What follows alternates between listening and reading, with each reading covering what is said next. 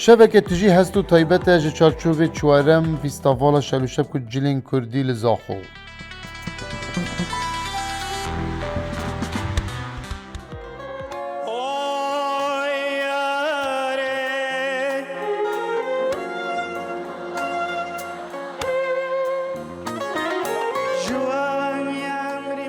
بوزاندینو بوجاره کمل باشوری کردستان دهم بیزا پرا دلال دا ریوری عاشقین دنگی خواده بید. شبکه کوچاوین کامیران بیتاسی و دهان عاشقین دیتر شل بونجرون دیگین خوشیه. زاخوبا بنگه بو برانته بو آشتیه بو کلتور خواه هف خلقی من حمی و چند روز راحت بینم حمی وکی کدوش دکاندارا بگرش هر کسی که بگرد ناف چارشی دل حمی من دبره چهار پیشوازی هم مهوانات کن یعنی دیت بینم زاخوب نزانم هیجان هم رو ویزیدت بتم راستی خودی هم بین اون بیرهات این زاخوب اوی پری اما مینا اردام زاخوی بیزم چه خیلی ندیدم دهان خورده بکردم هزاران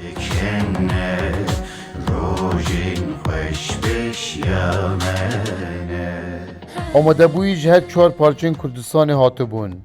دینوی تهنا غریبی آوان یا چندین سالانش کاند لگوراپان همی بونه ایک دنگ ایک آواز و ایک روح وصابات دینو همیشه لکردستان در کرایا لبرستی نکواتی اما ککر همو وصابات دینو خوشه خادم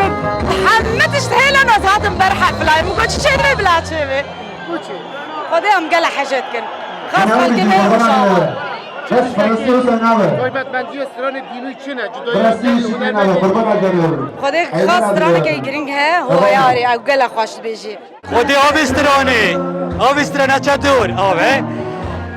آبتن آبو غریب راستی دینو رقمی که والله دینو عزیز هم حسکن هر سال کدار شیخو تشتی جواستر بکر بوزاخو نشدور